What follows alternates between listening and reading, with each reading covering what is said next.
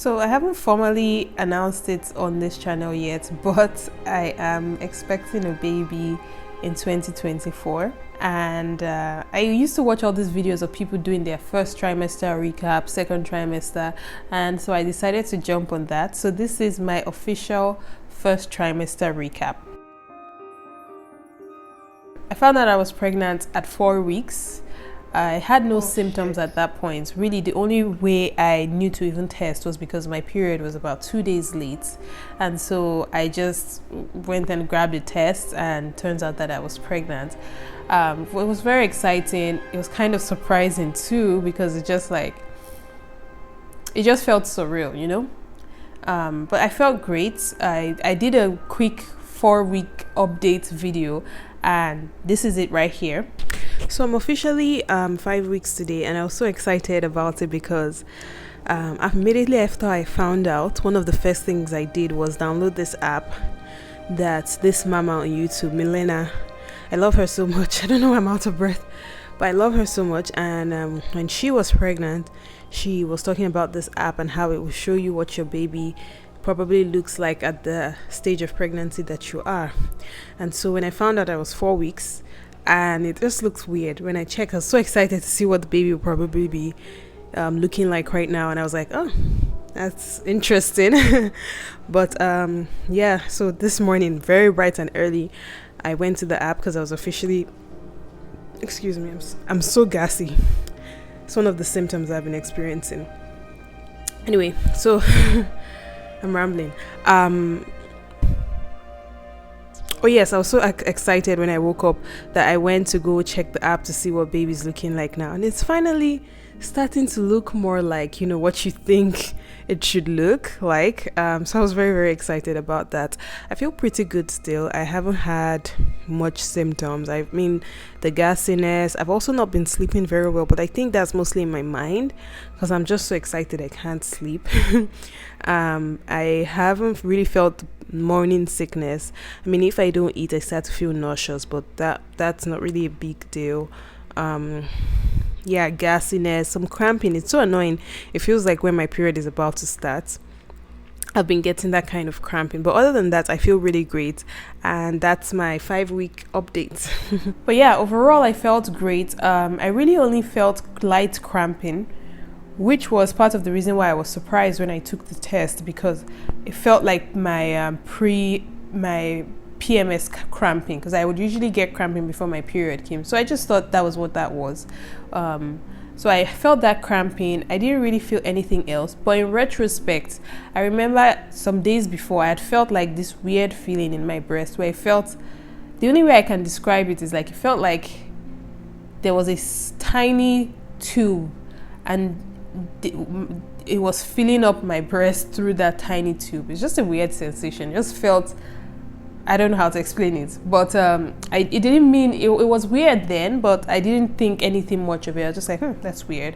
But now I'm like, could that have been another sign that I missed? But yeah, when I found out at 4 weeks, the next day I reached out to a midwife because I always wanted to get a midwife. And I knew that in Manitoba, where I live, it's very difficult. So the very next day, first thing in the morning, I called to get myself signed up with a midwife, and they told me they would get back to me in a few weeks. So I kept feeling great, but by week 5, that's when things started to get really bad. Like, things started to go down south when the nausea started, and it started off lightly and it just picked up. It was really, really bad between week 5 and week 9. I had extreme nausea. Basically, I would only not feel nauseous in the morning. By like 12 p.m. until the next day, I would feel nauseous. And even that morning, I didn't feel nauseous, but I felt very, very, very tired. I would vomit up to 5 times in a day.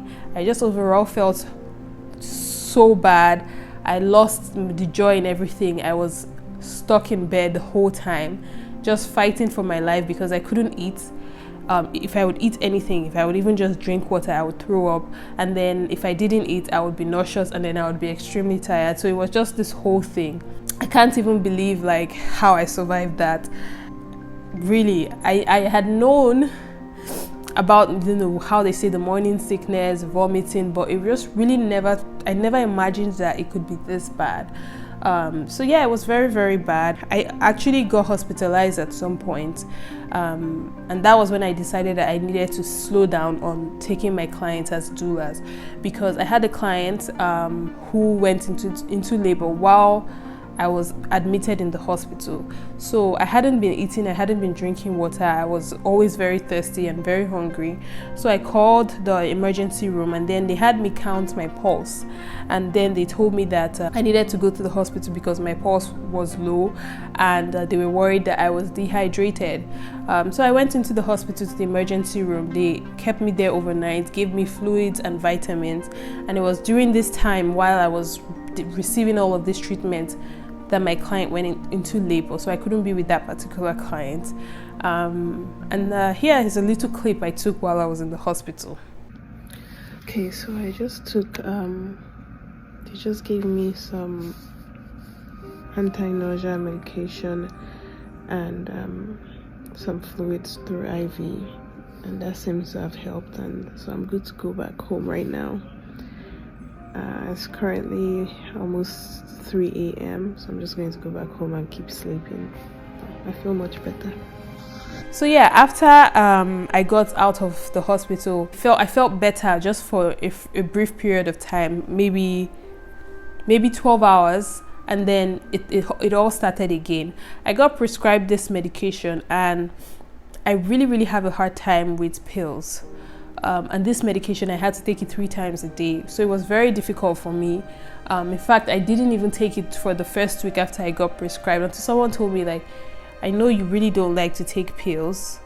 Physically, like, I physically hate swallowing pills. So she was like, I know you don't like it, but those few seconds of discomfort, is it not better than struggling through the whole day, throwing up and, you know, feeling nauseous? And I was like, I guess it is. So I started the pills. They did help a bit, but it was touchy. Sometimes it would help, sometimes it wouldn't, sometimes it would just take the edge off.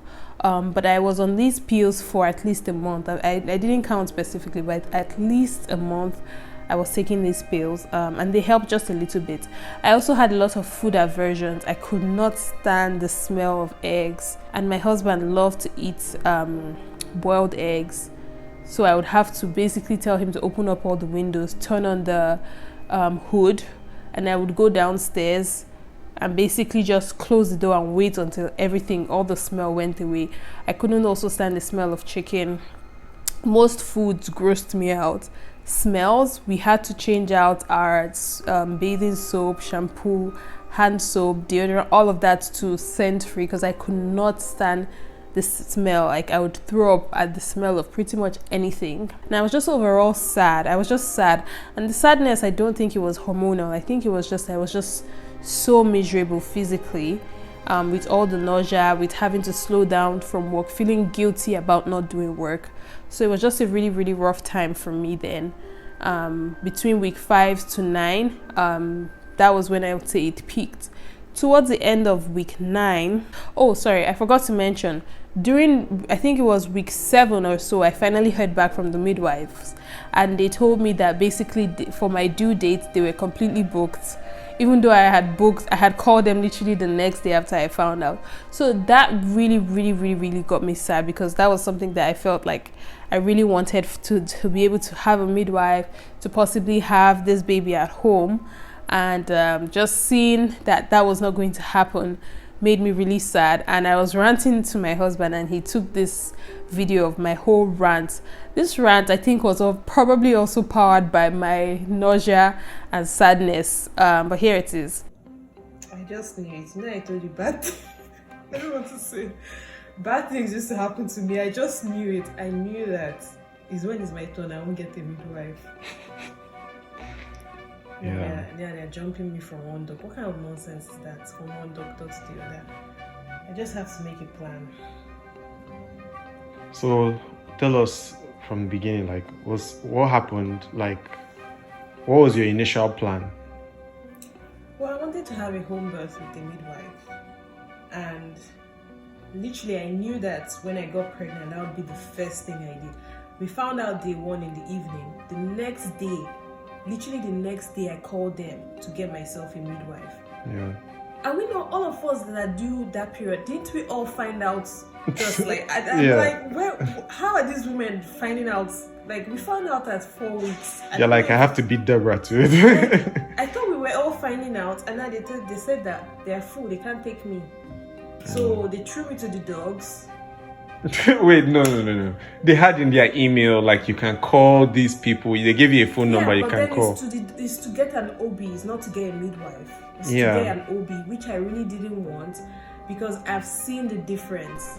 So after they told me that I could not get a midwife, I booked my appointment to be with an OB. And but the OB's appointment was not until 13 weeks. So I will be covering what happened then in my next in my second trimester video.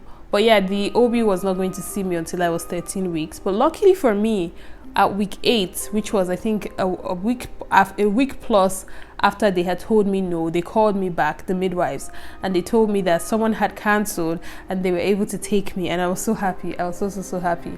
And so I booked an appointment with the midwife.